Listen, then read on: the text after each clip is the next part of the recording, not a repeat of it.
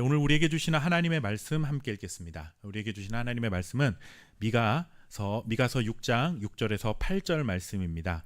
우리 주신 말씀 함께 읽도록 하겠습니다. 우리 화면에 자막을 보시고 6절부터 8절까지 말씀 함께 읽겠습니다. 자, 내가 무엇을 가지고 시작. 내가 무엇을 가지고 여호와 앞에 나아가며 높으신 하나님께 경배할까? 내가 번제물로 1년 된 송아지를 가지고 그 앞에 나아갈까? 여호와께서 천천의 수량이나 만만의 강물 같은 기름을 기뻐하실까? 내 허물을 위하여 내 맏아들을 내 영혼의 죄로 말미암아 내 몸에 열매를 드릴까? 사람아, 주께서 선한 것이 무엇임을 내게 보이셨나니 여호와께서 내게 구하시는 것은 오직 정의를 행하며 인자를 사랑하며 겸손하게 내 하나님과 함께 행하는 것이 아니냐. 아멘. 사람은 누구나 어차피 한 번 살아가는 인생 똑같이 살아갑니다. 살아가는 삶의 그런 환경과 또 살아가야 할 삶의 길이는 물론 다르지만 누구나 이렇게 한 번 삶을 시작하면 마감을 해야 되는 그런 순간이 분명히 있죠. 이렇게 어차피 한 번 살아가는 인생인데 이왕이면 기쁘고 행복한 그러한 인생 살아갔으면 좋겠다라고 생각하는 그런 기대를 갖는 것이 우리의 일반적인 생각일 것입니다. 하나님 앞에 예배하는 우리의 마음도 마찬가지일 수 있습니다. 예배를 통해 세상에서 경험할 수 없는 어떤 하나님이 주시는 참된 은혜와 기쁨을 하나님께서 우리에게 내려주시기를 기대하는 마음으로 예배합니다. 그러나 반대로 우리 때문에 하나님이 기뻐하실 수도 있다는 것을 우리는 늘 염두에 두어야 합니다. 나에게 기쁨이 찾아와서 기쁘기도 하지만 나 때문에 다른 사람이 기뻐하는 것도 정말 보람되고 의미 있는 일이다라고 할 수가 있겠죠. 예를 들어 학교 다니는 자녀가 공부를 열심히 해서 전교에서 1등을 했다고 생각해 보십시오. 열심히 노력해서 좋은 성적을 거둔 그 당사자가 제일 기쁜 일이겠지만 또 그렇게 기뻐하는 자녀 때문에 부모에게도 기쁨이 찾아옵니다. 그리고 자신 때문에 기뻐하는 그 부모를 보면서 자녀는 자신이 부모님의 기쁨이 되었다는 것 때문에 또 다른 의미의 기쁨을 경험할 수가 있는 것이죠. 부모는 자녀 때문에 기쁘고 또 자녀는 자신이 좋은 성적을 거둔 것 때문에 기쁜 것에 더해서 자신이 부모의 기쁨이 되었다는 것 때문에 또 기쁨이 더해질 수 있다라고 하는 것입니다. 그렇다면 우리가 하나님 앞에 예배할 때 하나님이 우리에게 주시는 인생에 참된 기쁨이 있겠지만 반대로 우리가 하나님의 기쁨이 되면 우리같이 연약한 사람들이 하나님의 마음을 기쁘게 해드렸다라고 하는 기쁨이 또 더해질 수가 있겠다라고 하는 생각을 해볼 수가 있겠죠. 그래서 오늘 우리 예배하는 우리들에게 하나님이 주시는 기쁨이 가득한 시간이 될 뿐만 아니라 예배하는 우리 때문에 하나님이 기뻐하실 수 있는 복된 시간이 되었으면 좋겠다라는 그런 마음의 소망이 있습니다. 어떻게 하면 하나님께 기쁨이 될 수 있을까? 사실 이 질문은 굉장히 쉬우면서도 어려운 질문이라는 생각이 듭니다. 생신을 맞이하신 부모님께 어떤 선물을 드리면 가장 좋을까 이렇게 생각하고 고민하는 것과 비슷한 것이라 할 수 있겠죠. 사실 어떤 선물을 드려도 자녀에게 축하를 받는 부모의 마음은 기쁠 것입니다. 그러나 자녀 입장에서는 이왕이면 하나님이 가장 기뻐하실 만한 것을 준비해서 드리고 싶은 마음도 있습니다. 이런 고민을 해결하기 위해 가장 좋은 방법은 무엇이겠습니까? 이번 생신에 어떤 선물을 받고 싶은지 부모님께 여쭤보는 것이 가장 정확하고 확실한 해결 방법이 될 수 있습니다. 근데 부모는 정확하게 그 마음을 표현해 주지를 않습니다. 이런 식으로 해결되지를 않습니다. 자녀가 부모에게 어떤 선물을 받고 싶은지 혹은 어떤 것이 제일 필요하신지 여쭤보면 10중 8구는 이렇게 대답을 하죠. 아이고, 이 나이에 생일은 무슨, 내가 필요한 게 뭐가 있다고, 그냥 얼굴 한번 보고 밥 한번 먹으면 됐지, 괜히 쓸데없는 데 돈 쓰지 말아라 하는 게 대부분의 부모님들의 반응일 수 있습니다. 그렇기 때문에 선물을 준비하려고 하는 이 사람의 고민은 현실적으로 사실 해결되기가 어려운 것이 사실입니다. 그러나 다행히도 하나님은 우리에게 하나님의 그 속마음을 숨김없이 말씀해 주셨습니다. 하나님은 우리에게 나는 이런 걸 기뻐한다라고 분명히 말씀하고 있습니다. 문제는 예배하고 있는 우리 마음속에 하나님의 기쁨이 되면 좋겠다라는 간절함이 있느냐 하는 것이 문제이죠. 예배를 드리면서도 우리는 하나님의 기쁨이 되기를 간절히 소망하는 마음도 없이 그냥 자리만 차지하고 앉아서 있는 경우들이 있을 수 있다라는 것입니다. 그런데 우리는 늘 우리의 예배의 관심은 무엇이어야 되느냐? 내가 예배드릴 때 하나님이 나에게 무엇을 주시느냐가 아니라 내가 하나님께 과연 어떻게 살며 기쁨이 되겠느냐, 기쁨이 되어야 하겠느냐라고 하는 것을 우리는 관심을 갖고 예배해야 한다라는 것입니다. 오늘 우리가 읽은 성경 말씀을 통해 그 하나님이 기뻐하시는 것이 무엇인지를 분명히 발견하게 됩니다. 이 말씀을 전해준 사람은 누군가 하면 미가라고 하는 선지자입니다. 이 선지자는 하나님의 말씀을 하나님의 백성들에게 전달하라 하는 임무를 부여받은 사람들이 선지자입니다. 선지자를 통해 전해진 그 말씀은 선지자가 하고 싶은 말을 전한 것이 아니라 하나님께서 백성들에게 전하고 싶은 말씀을 선지자를 통해서 하신 말씀입니다. 그러니까 선지자의 입에서 선포되는 말씀은 누구의 말입니까? 하나님의 말씀이고 그것이 곧 하나님의 뜻입니다. 그렇기 때문에 선지자가 전해준 말씀은 하나님의 말씀으로 받아들이고 우리는 순종하는 그 하나님의 백성들은 순종하는 그런 마음과 태도를 가져야 하는 것이죠. 하나님께서는 이스라엘 백성들의 약속하신 약속의 땅인 가나안 땅에 들어가기 전부터 이 사실에 대해서 분명하게 밝혀두고 있습니다. 우리 함께 신명기 18장 19절과 20절 말씀을 좀 읽어보도록 하겠습니다. 우리 두 절 말씀 우리 같이 화면에 자막을 보시고 읽겠습니다. 자, 누구든지 내 이름으로 시작. 누구든지 내 이름으로 전하는 내 말을 듣지 아니하는 자는 내게 벌을 받을 것이요, 만일 어떤 선지자가 내가 전하라고 명령하지 아니한 말을 제 마음대로 내 이름으로 전하든지 다른 신들의 이름으로 말하면 그 선지자는 죽임을 당하리라 하셨느니라. 아멘. 하나님이 세우신 선지자의 말씀은 하나님의 말씀으로 들어야 하고 순종해야 된다. 만약에 근데 그 들은 말씀에 순종하지 않는다면 그에 합당한 벌을 받게 될 것이다 라고 하나님 분명히 경고의 메시지를 전해주셨습니다. 또 뿐만 아니라 그 말을 하는 선지자에게도 이와 같은 경고를 합니다. 만약에 하나님이 전해주신 말씀이 아닌데 너의 마음대로 전하게 되면 그 너의 마음대로 전한 그 선지자도 죽게 될 것이다 라고 그렇게 분명한 원칙을 세워주신 것을 보게 됩니다. 그러니 예배의 자리에서 우리가 말씀을 전하는 저나 또 말씀을 듣는 우리 성도들이나 함께 우리가 이 말씀 앞에서 우리 스스로를 정말 좀 경각심을 가지고 이 말씀을 좀 받아들일 필요가 있겠다라는 생각을 합니다. 물론 목회자가 설교자가 선지자와는 좀 다릅니다. 선지자와 목회자가 동일시될 수는 없죠. 저는 기록된 성경의 말씀을 해석해서 전달하는 설교자이고, 선지자는 어떤 사람들이냐, 기록된 성경을 하나님의 마음 어떤 성령께서 감동을 주셔서 해석해 하신 게 아니라 너는 가서 이렇게 말해라 라고 우리가 흔히 직통계시라고 그러죠. 하나님이 직접 그 사람에게 뭔가 말씀을 하시고 그거를 가서 전해라 한 사람들은 선지자입니다. 그러니까 선지자와 설교자는 분명히 다릅니다. 근데 요즘은 이제 거의 그런 목사님들 안 계시는데, 옛날에 우리 교회 다닐 때 목사님들이 자기를 자꾸 선지자라고 부르는데 이거 다 거짓말입니다. 그런 성경에 그런 얘기가 없습니다. 선지자가 아닙니다. 선지자의 역할을 일부 감당할 뿐입니다. 성경의 말씀을 해석을 해서 그 말씀이 하나님의 말씀으로 선포되어지게 하는 역할을 하는 것이지 선지자는 다르죠. 그러나 설교자는 언제나 내가 전하는 말씀이 내가 하고 싶은 말이 아니라 하나님이 우리 백성들에게, 우리 성도들에게 들려주시는 말씀을 정말 전하고자 하는 그런 어떤 성실한 마음과 정직한 마음을 하나님 앞에 가지고 말씀을 전해야 한다는 것이죠. 그런 마음을 가져야만 그 말씀이, 그 설교가 하나님의 말씀으로 선포될 수 있는 것이고, 듣는 성도들의 입장에서도 이것이 선지자의 말은 아니지만 그래도 우리 목사님이, 저 설교자가 정말 하나님 앞에서 기도하면서 하나님께서 지금 이 시대에 우리를 향해 뭐라고 말씀하시는가 겸손한 마음으로 들으려는 태도를 가지라 하는 말씀으로 우리는 이 신명기 말씀, 조금 전 신명기 말씀을 우리에게 적용해 볼 수 있다라는 것입니다.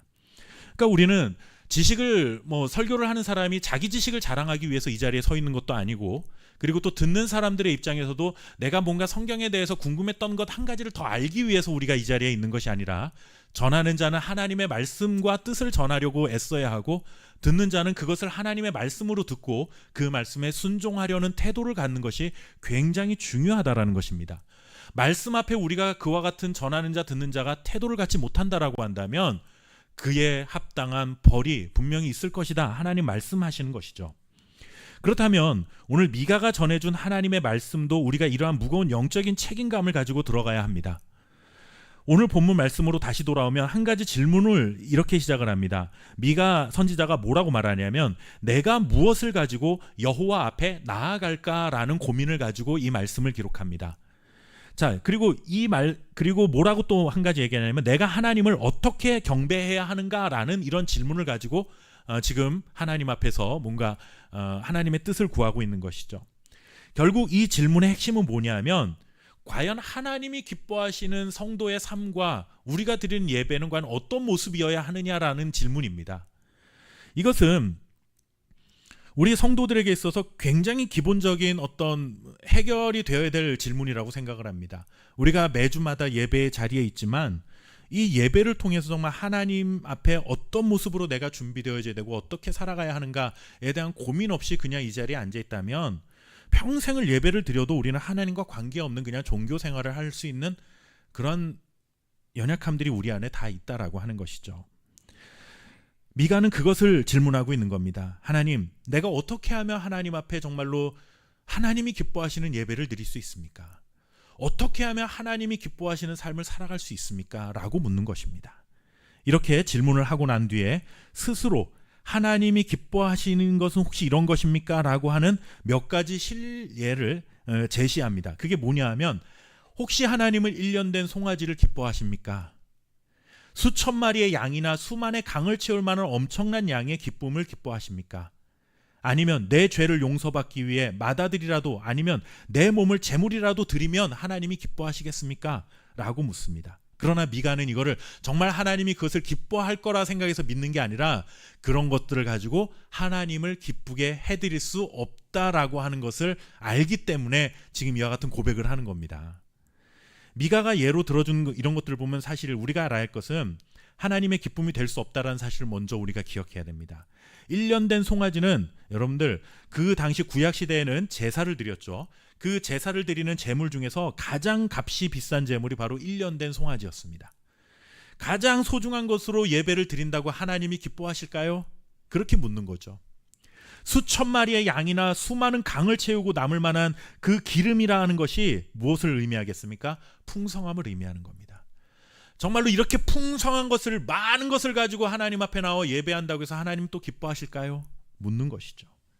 그리고 사람을 제물로 드리는 행위는 당시 이방인들이 실제로 자신들이 섬기는 신에게 제사를 드릴 때 행하던 일이었습니다. 여러분들 고대 미신 어떤 토속 신앙이라는 데 가면 실제 사람을 제물로 드리는 그러한 일들이 있었죠. 그런데 문제는 무엇입니까? 하나님은 단 한 번도 사람을 제물로 드리라고 한 적이 없다라는 것입니다. 그러니까 지금 미가가 이 얘기를 왜 하냐면 다른 신들은 보니까 이방의 신들은 그 자신의 사랑하는 아들이라도 바쳐가지고 신을 기쁘게 해드리는 것처럼 우리가 그렇게 하나님을 섬기고 예배하면 하나님 그렇게 기뻐하실까요? 이렇게 묻는 거죠. 근데 이 묻는 거는 정말 몰라서 묻는 게 아니라 아니라는 거죠. 이것으로도 하나님을 기쁘시게 해드릴 수 없다라는 겁니다. 이 미가 선지자가 활동하던 당시 이스라엘은 사실 이스라엘 전체가 전에 없던 풍성함 속에 살았던 시대입니다. 굉장히 풍요로운 시대였습니다. 미가와 동시대에 활약했던 선지자가 누구냐 하면 이사야라고 하는 선지자인데 당시 사회상을 이렇게 우리에게 전해주고 있습니다. 이사야 1장 11절 말씀 우리 같이 한번 좀 성경을 읽어보겠습니다. 당시 사회 상황을 우리에게 이렇게 전해줍니다. 자, 여호와께서 말씀하시되 함께 읽겠습니다. 시작. 여호와께서 말씀하시되 너희의 무수한 재물이 내게 무엇이 유익하뇨? 나는 수량의 번제와 살찐 짐승의 기름에 배불렀고 나는 수송아지나 어린 양이나 수렴소의 피를 기뻐하지 아니하노라. 아멘. 하나님 이사야 선지자를 통해서 무엇을 말씀하세요? 아무리 비싼 재물, 많은 재물 가지고 와도 나 하나도 안 기쁘다. 오히려 너희들이 가지고 있는 그 재물의 기름 때문에 내가 배가 불렀다라고 합니다. 하나님 정말 뭐 우리처럼 배가 불렀다라는 그런 의미가 아니라 하나님이 그런 것에 대해서 재물이 부족해서 내가 너희들에게 이와 같은 것을 지적하는 것이 아니다라고 말씀하고 있는 것이죠. 당시에 하나님 앞에 드리던 제사는 전례 없이 좋은 제물과 풍성한 제물로 제사하던 때입니다. 왜냐하면 나라가 전체가 다 풍요로우니까 풍요로운 제물을 들고 나와서 하나님 앞에 제사를 드리고 있는 거죠. 그럼 이렇게 화려하고 풍성한 예물을 준비해서 하나님께 예배하면 사람들의 생각은 뭐라고 생각해요? 내가 한 개를 드릴 때보다 10만 원짜리 드릴 때보다는 100만 원짜리 10개를 드리면 하나님 더 기뻐하시겠지. 스스로 사람들이 그렇게 자기를 위안하고 있는 거예요. 다다익선이라는 말이 있는 것처럼 넘치도록 많은 것을 드리면 싫어할 사람이 어디 있습니까? 여러분들 나한테 딱 100만 원만 있으면 좋겠다라고 하는데 여러분들 정말 딱 100만 원 주는 것보다는 1000만 원 주면 더 좋잖아요. 난 100만 원만 필요하니까 900만 원 도로 가져가세요. 이런 사람이 어디 있습니까, 세상에. 소고기를 대접받는데 해도 여러분들 가서 미국산 써있는 것보다는 한우 이렇게 써있는 거 대접받으면 내가 훨씬 더 대접받는 그 기분이 나잖아요. 그런데 하나님은 그런 값비싸고 차고 넘치도록 풍성한 재물 때문에 기쁘지 않다라고 말씀하십니다. 오히려 그들에게 이렇게까지 말씀하십니다. 이사야 1장 11절 우리가 아까 읽었는데 14절 말씀해 보시면 이렇게 기록합니다. 우리 14절 말씀 같이 읽어볼까요? 자, 내 마음이 함께 읽겠습니다. 시작. 내 마음이 너희의 월삭과 정한 절기를 싫어하나니 그것이 내게 무거운 짐이라 내가 지기에 곤비하였으니. 아멘. 무슨 말씀입니까?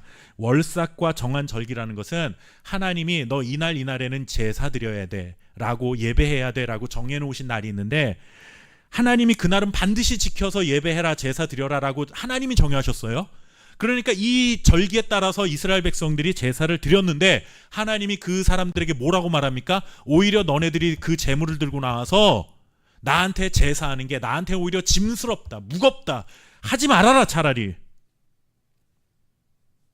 왜 하나님이 이렇게 지쳤다라고 말씀하실 만큼 제사를 드리는 하나님의 백성들, 그것도 전례 없는 풍요로운 재물과 정말 값비싼 재물을 가지고 나와서 제사하는 사람들에게 하나님이 왜 이렇게 분노를 하신 것일까요? 사람들은 착각합니다. 세상에서 가장 값비싼 것을 드리면 하나님이 기뻐하실 것이라고 착각합니다.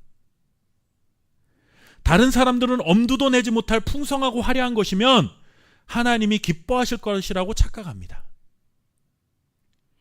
교회 건물 그럴듯하게 잘 지어서 그런 교회 안에서 예배하면 하나님이 기뻐하시고, 다른 교회보다 세련되고 다양한 프로그램으로 현대인들의 요구를 채워주는 교회가 되면, 사람들이 많이 모이면 하나님이 기뻐하실 거라고 착각합니다. 내가 돈을 많이 벌어서 남들보다 11조를 많이 드리고 교회에 헌금 많이 내는 사람 중에 제일 첫 번째 줄에 내 이름 있으면 하나님의 기쁨이 될 것이라고 착각하는 사람들도 있습니다.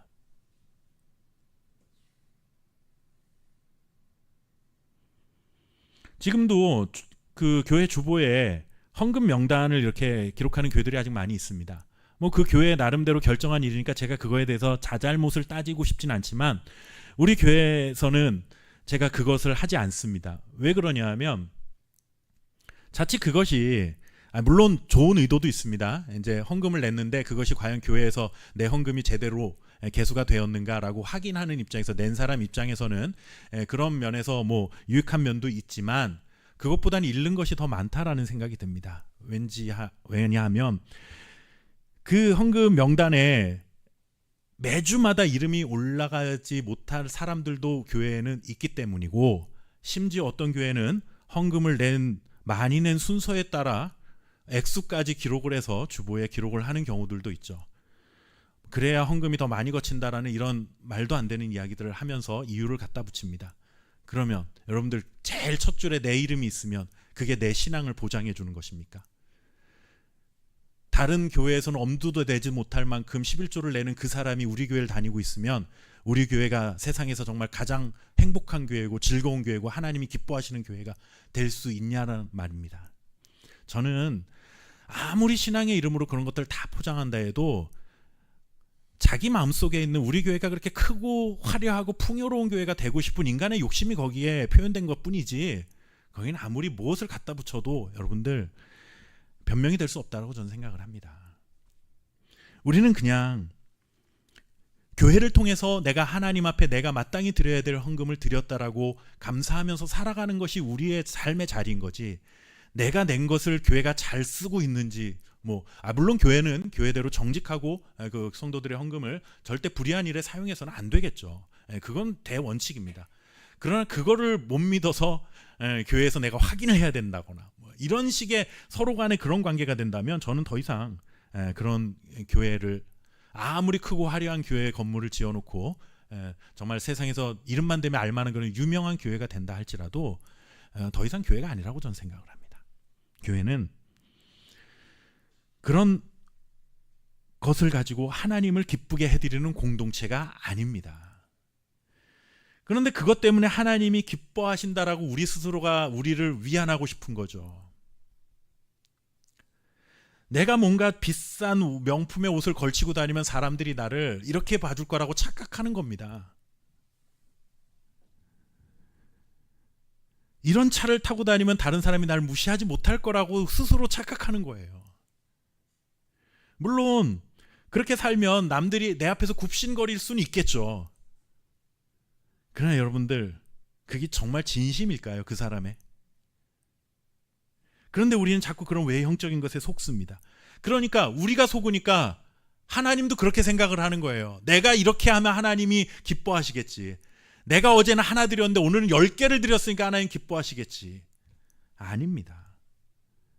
심지어 너의 몸을 하나님 앞에 드린다 해도, 네 생명을 하나님 앞에 드려도 그것 때문에 하나님이 기뻐하시는 거 아니야 라고 말합니다.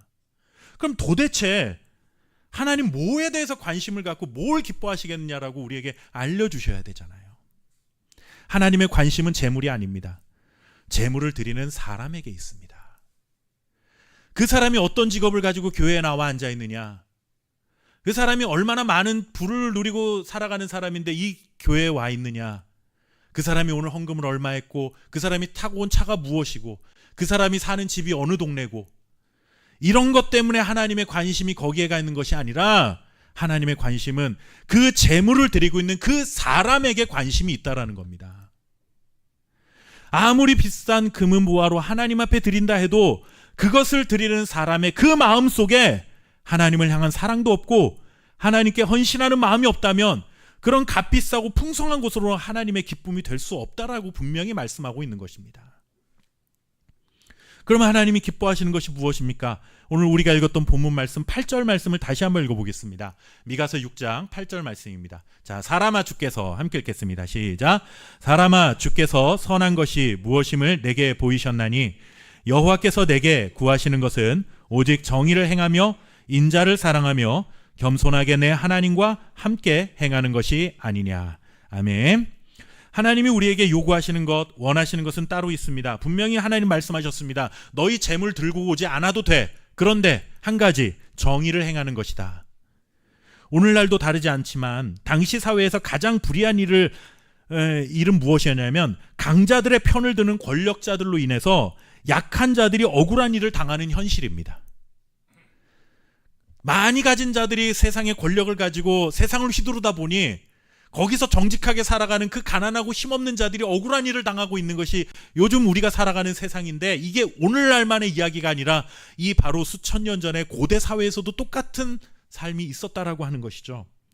이와 같은 현실을 미가서 2장 1절과 2절에서 이렇게 표현합니다. 자, 우리 같이 한번 그 말씀 읽어볼까요? 당시 상황이 어땠는지. 자, 그들이 침상에서, 시작. 그들이 침상에서 죄를 꾀하며 악을 꾸미고 날이 밝으면 그 손에 힘이 있으므로 그것을 행하는 자는 화 있을진저 밭들을 탐하여 빼앗고 집들을 탐하여 차지하니 그들이 남자와 그의 집과 사람과 그의 산업을 강탈하도다. 아멘. 지금은 그래도 좀 법이라는 게 있으니까 좀 덜하지만 이 당시에는 훨씬 더 미개한 사회이다 보니 이런 것들이 더 훨씬 억울한 일들이 많았던 거죠. 침상에서 죄를 꾀하는 겁니다. 내일은 누굴 거 뺏을까? 그러다가 날이 밝으면 자기의 손에 힘이 있으니까, 권력이 있으니까 그 힘을 가지고 남의 것을 다 빼앗아 옵니다. 그런 일들이 그 당시 상황 속에 사회 현실 속에 일어나고 있었던 현실들이었다라는 거죠. 우리 한 군데 더 읽어볼까요? 미가서 7장 2절과 3절 말씀입니다. 자, 우리 같이 한번 말씀 읽겠습니다. 경건한 자가, 시작. 경건한 자가 세상에서 끊어지고 정직한 자가 사람들 가운데 없도다. 무리가 다 피를 흘리려고 매복하며 각기 그물로 형제를 잡으려 하고 두 손으로 악을 부지런히 행하는도다. 그 지도자와 재판관은 뇌물을 구하며 권세자는 자기 마음의 욕심을 말하며 그들이 서로 결합하니. 아멘. 결국 재판하는 자와 그 당시의 사회에 뇌물을 줄 수 있는 강자들이 손을 합하여 억울한 사회를 만들어버리고 있다. 상황은 다를 수 있지만 처해 있는 현실은 오늘날과 같은 현실과 매우 유사합니다. 경건한 자를 찾아볼 수 없고 정직한 자를 찾아볼 수 없고 형제들을 해하려는 자들이 가득하고 두 손으로 부지런히 악을 행하는 세상. 지도자와 재판관은 뇌물을 구하고 권력자들은 자신의 욕심에 눈이 멀어버린 그런 세상. 그래서 심지어 하나님께서는 이렇게까지 말씀을 하십니다. 미가서 7장 5절 말씀. 자, 우리 같이 한번 이 말씀 듣겠습니다. 자, 너희는 함께 읽겠습니다. 시작. 너희는 이웃을 믿지 말며 친구를 의지하지 말며 내 품에 누운 여인에게라도 내 입의 문을 지킬지어다. 아멘. 와, 너무 비참하지 않습니까? 이웃을 믿지 말고 친구를 의지하지 말라까지는 그래도 이해를 해요. 같이 살고 있는 그 배우자마저도 믿지 말라라고 하나님 말씀하십니다. 이 말씀은 정말로 배우자를 신뢰하지 말아라 이런 뜻이 아니라 그만큼 정의와 공의를 행하는 자가 없는 세상이, 불의한 세상이 되었다라는 어떤 그런 표현들을 하나님께서 하신 것이죠. 오죽하면 하나님 이렇게까지 말씀하셨겠습니까? 하나님께 선택받은 하나님의 백성들이 끔찍하고 잔인한 세상을 만들어 놓았습니다. 제사를 드릴 때는 비싸고 좋은 것, 이렇게 많은 제물을 가지고 왔으니 하나님께서 기쁘게 받아주세요 라고 말하는 꼴을 더 이상 지켜볼 수 없다는 거죠. 하나님이 월요일부터 토요일까지 내내 나쁜 짓 하고 돌아다니다가 나쁜 짓 해서 돈 벌러 가가지고는 하나님 제가 이렇게 돈 많이 벌었으니까 오늘 주일 나와서 헌금 많이 낼게요 하는 거하고 똑같은 겁니다. 하나님 하나도 안 기쁘다라는 거죠. 오히려 너가 가져오는 그것 때문에 난 짐스럽고 마음이 지쳐간다라고 말씀합니다. 하나님 앞에 어떤 예물을 들고 나올까 보다 중요한 거는, 하나님의 관심은 세상을 살아가는 동안 정의로운 하나님의 사람으로 너가 살아왔느냐에 하나님 관심 갖고 있는 겁니다. 너가 그 돈을, 그렇게 많은 재물을 들고 나한테 왔느냐가 아니라 너 그것을 들고 오기 위해서 한 주간 어떻게 살았느냐에 하나님은 관심을 갖고 계시다라는 거죠. 하나님께 가장 가치 있고 풍성한 것으로 드릴 만큼 하나님을 사랑한다면 세상 속에서 가장 정의로운 자로 살아갈 수 있어야 한다라는 말씀입니다.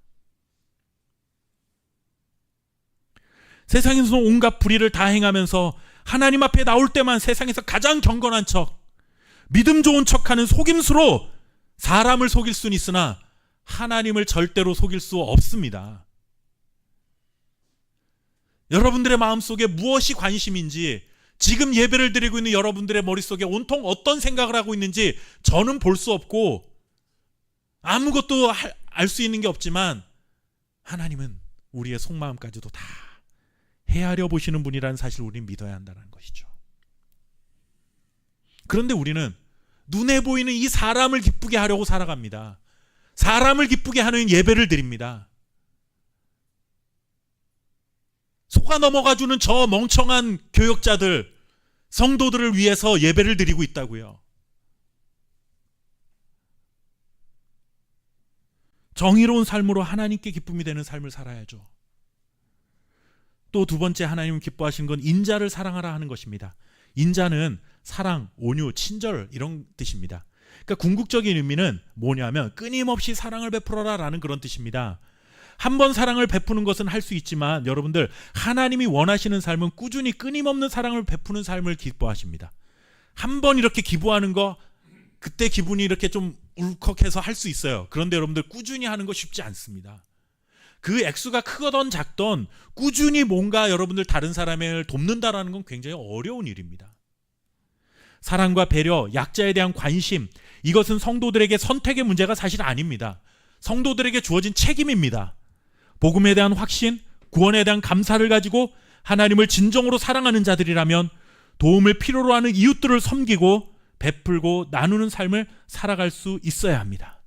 남의 것을 빼앗고 형제를 속이고 약한 자를 괴롭히면서 하나님을 사랑합니다. 그래서 제가 이렇게 좋은 것을 가지고 왔습니다라고 해서 하나님이 기뻐하지 않으신다라는 것입니다. 하나님을 사랑하는 자는 이웃을 사랑해야 됩니다.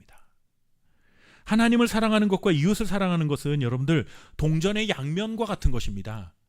어느 것이 먼저일 수 없고 어느 것이 나중일 수도 없고 어느 것이 더 중요하고 덜 중요한 것이지도 않습니다. 그런데 우리는 자꾸 덜 중요한 것 나눕니다. 하나님을 사랑하는 것은 당연하게 생각하면서 이웃을 사랑하는 것은 그렇게 하면 좋지, 이 정도로 생각한다라는 거죠. 하나님 언제나 우리에게 그렇게 말씀하신 적이 없습니다. 하나님을 사랑하라, 이웃을 사랑하라, 이것은 항상 같은 계명 안에 주어지는 하나님의 명령이었다는 사실을 우리는 기억해야 합니다. 하나님을 사랑하는 자는 이웃을 사랑하는 자입니다. 이웃을 사랑하는 것이 곧 하나님을 사랑한다라는 증거가 되는 것이라는 사실을 우리는 기억해야 합니다. 마지막 세 번째, 하나님 기뻐하시는 것은 하나님과 동행하는 것입니다. 하나님이 보실 때만 믿음으로 살아가는 것 안 되죠. 우리는 교회에 오면 하나님이 나를 지켜보신다라고 생각을 해요. 그거 틀린 얘기 아니에요. 그런데 문제는 교회 안에서만 하나님이 계실 것처럼 착각하고 사는 거죠. 일주일 내내 내 멋대로 삽니다. 그냥 교회 나올 때만 그리스도인답게 행동하는 것이죠. 여러분들 교회 나와서 예배하는 그 성도들, 뭐 예전에 우리 한국교회 그리스도인이 뭐 1000만 명이다 그랬는데 최근 통계는 약간 800만 명 정도로 줄었다고 그래요. 그런데 사실 뭐 800만 명도 뭐 다 뭐 허수일 가능성이 좀 있고, 어쨌든 뭐 그게 진짜라고 칩시다. 오늘도 800만 명이나 되는 사람들이 지금 비슷한 시간에 뭐 예배를 드리고 있겠잖아요. 지금 뭐 여기저기서 전국 방방곡곡에서. 그런데 그 800만 명 중에 예배에 나와서 예배 드리고 있는 800만 명을 봤을 때, 예배를 드리고 있는 그 사람을 보면서 어느 누구 하나라도 야, 저 사람은 교회 다니는 사람 같지 않아 라고 말할 수 있는 사람이 있을 것 같습니까? 다 교회 와서 여러분들 예배 드리고 찬양 부르고 그럴 때는 다 교인다워요. 그리스도인답다고요. 하나님과 다 동행하는 사람처럼 보여요. 그런데 우리가 살아가는 모든 일상 속에서 하나님 지금 나와 함께하고 있다는 사실을 우리는 기억하라는 말씀입니다. 이거는 너희들이 살아가는 그 삶의 현장에도 하나님이 함께 계신데, 너 정말 하나님이 함께 계신다라고 믿고 정말 그렇게 살고 있니라고 물으시는 거예요. 이게 일할 때도 부지런히 성실하게 그리고 정직하게 일해야 합니다. 교회가 아니더라도 교회 바깥에서도 언제나 하나님이 지금 내 옆에 그리고 내 앞에 계시다는 믿음을 가지고 정직하게 행하고 성실하게 살아가는 사람, 그 사람 하나님이 기뻐하신다라고 분명히 답을 주셨습니다. 오늘 예배하러 이 자리에 나온 우리는 과연 무엇을 가지고 하나님께 나왔습니까? 준비한 헌금을 드리는 것도 모두 소중한 일일 수 있지만, 그보다 먼저 가지고 와야 할 것은 바로 우리 자신, 하나님을 향한 우리의 마음이고 정직히 행하는, 또 인자를 사랑하는 그러한 태도인 것입니다. 하나님은 너의 손에 뭐가 얼마나 많이 들렸는지 보자 말씀하시는 분이 아닙니다. 그것을 들고 있는 바로 너가 과연 어떤 사람이냐, 하나님은 우리에게 그렇게 묻고 계십니다. 정의롭게 행하고 인자를 사랑하며 하나님과 언제나 동행하는 자가 되어 항상 하나님의 기쁨으로 살아갈 수 있는 저와 여러분 될 수 있기를 주님의 이름으로 축원합니다. 기도하겠습니다. 살아계신 아버지 하나님, 오늘도 주님께서 허락해 주신 귀한 말씀을 통해 하나님의 기쁨으로 살아가기를 간절히 소망할 수 있는 주의 자녀들로 거듭나게 하시고, 또 그렇게 고민할 때마다 우리에게 주신 분명한 답을 마음속에 새기고 정의를 행하고 인자를 사랑하고 하나님과 늘 동행하는 자로 살며 평생을 주님의 기쁨이 되어 살아가는 하나님의 백성 될 수 있도록 우리와 늘 함께하여 주옵소서. 연약한 우리의 믿음을 하나님 아버지 늘 책망하거나 비난하지 않으시고, 우리를 늘 그런 연약한 우리를 사랑해 주시는 그 하나님의 사랑이 언제나 우리를 지켜주고 있음을 인하여 감사하는 자가 되게 하시고, 또 하나님 아버지, 내가 누리고 살아가는 모든 것을 당연하게 여기는 자가 아니라 이 모든 것이 하나님의 은혜입니다, 감사하며 겸손히 주님을 바라보며 살아갈 수 있는 주의 자녀 될 수 있도록 믿음을 더하여 주옵소서. 오늘도 하나님 아버지, 우리가 각자 드릴 수 있는 형편에 따라 예물을 드립니다. 예물의 많고 적음이 하나님의 기쁨이 아니라, 하나님 정말 우리의 마음이 하나님을 향해 있느냐, 내 삶의 중심이 하나님을 향해 있느냐, 하나님 그거 보기 원하시는데, 하나님 헌금하는 우리 사랑하는 성도들의 그 마음의 중심이 늘 하나님께 향하여 하나님께 기쁨이 되는 그러한 주님의 자녀들로 살아갈 수 있도록 인도해 주옵소서. 감사드리며 살아계신 예수님의 이름으로 기도하옵나이다. 아멘.